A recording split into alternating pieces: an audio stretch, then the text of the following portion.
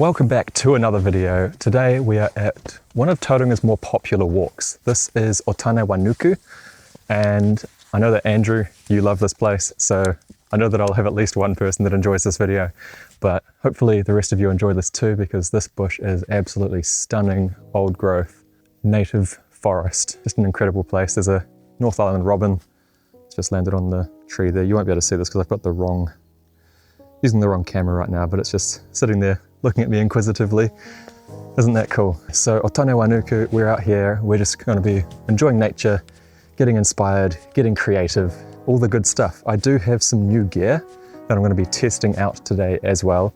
I've had a macro lens for quite some time now, but I've never actually been able to use it to its full potential, because to take really good macro shots, you do need ample amounts of light to actually capture that subject in such a close-up form, I suppose.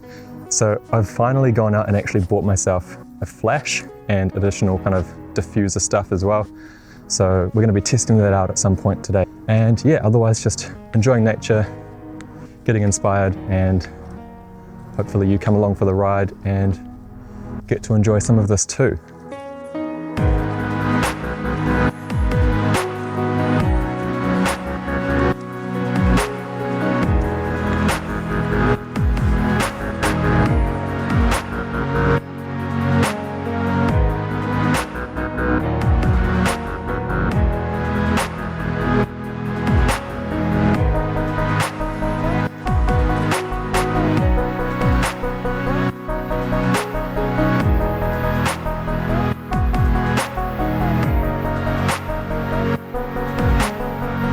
Alright, so the easiest way to start being creative. I've talked about it in the past, that to be creative you have to first become inspired.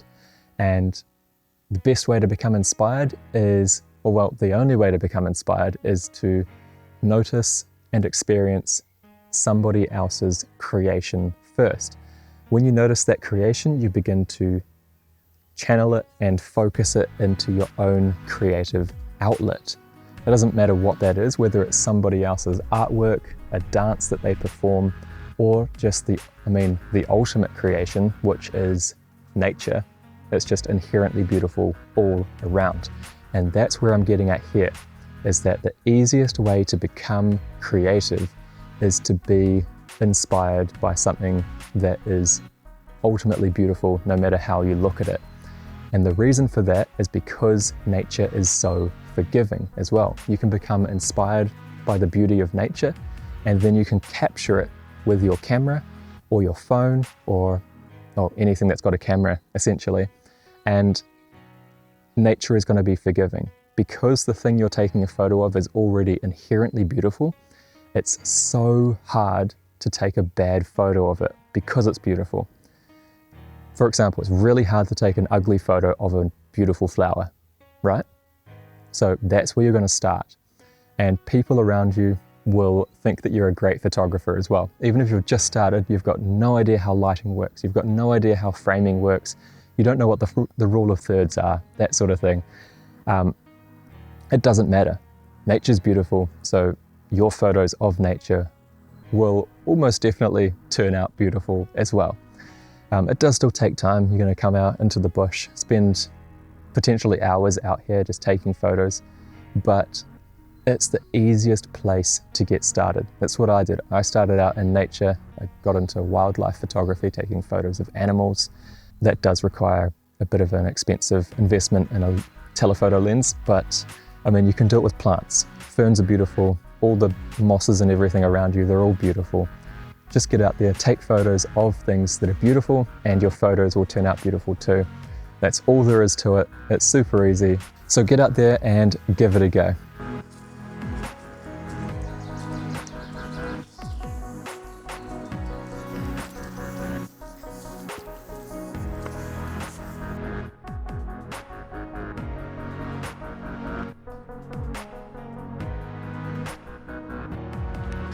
What a view, hey?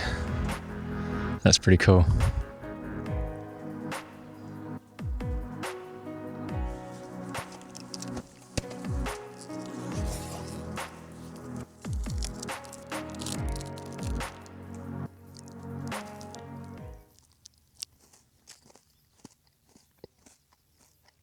Okay, well, the macro setup is good to go.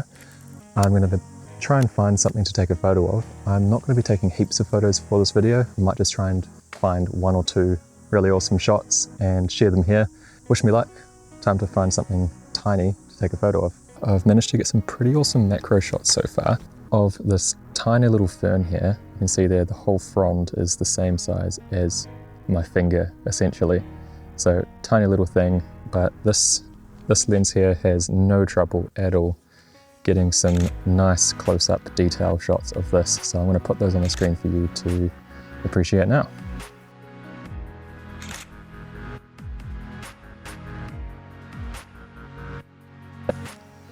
All right, let's talk about some of the plants that you might come across if you do this Otanewainuku walk. First of all, lots of pukatea, especially in this lower section, big one behind me here, with those beautiful kind of, what do you call it, buttress roots that kind of help to stabilize the tree in kind of soggy or unstable conditions. So that's pretty cool. On top of that, I've seen 3 species that are actually kind of a little bit confusing. They look quite similar, especially when they're all seedlings. They all have these long, narrow leaves with kind of a toothed margin to them. And those are riwariwa, tawari, and hino. So I'm just going to talk through kind of how to tell the difference between these species, and I'm going to put some clips up on the screen to kind of help with the description as well. So riwariwa has kind of papery, dry feeling leaves, and the teeth are quite a bit more prominent than the other species. Then you've got tawari, which has kind of thicker, fleshier leaves, and it looks quite beautiful because those leaves are in quite distinct whorls around the stem.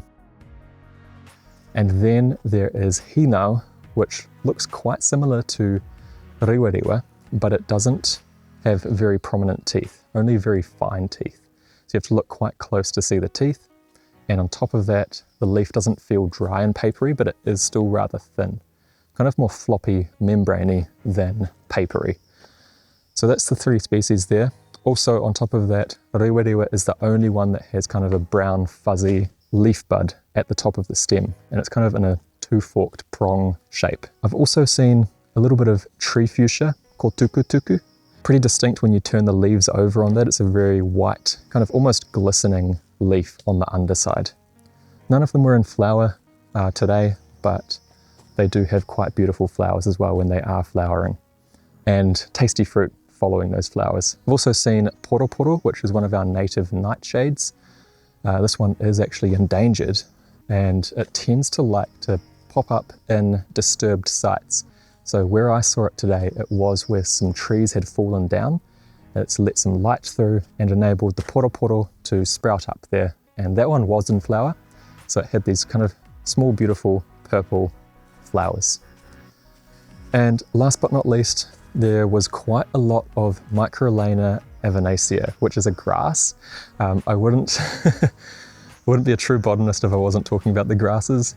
And this one's one of our native grasses. It looks quite cool. It's got these long weeping kind of seed heads, and it's lining quite a lot of the paths up here at Otanewainuku, and it's quite cool to see along the sides of the paths as you're walking up to the summit. So yeah, there you have it. There's some of the plants that I've noticed. Keep an eye out for them if you come out and do this walk at Otanewainuku.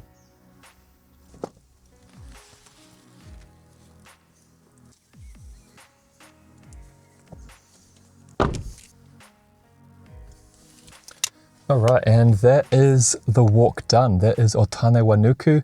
Hope you enjoyed. It's a pretty awesome walk. Definitely took me a lot longer than it will take you, because I was out there taking photos and videos for quite a few hours. The sign says it's around, I actually can't see from here, but it's probably like an hour up and then an hour back down again. So yeah, I hope you enjoyed the talks about plants, creativity, nature, that sort of thing, and I will see you next time.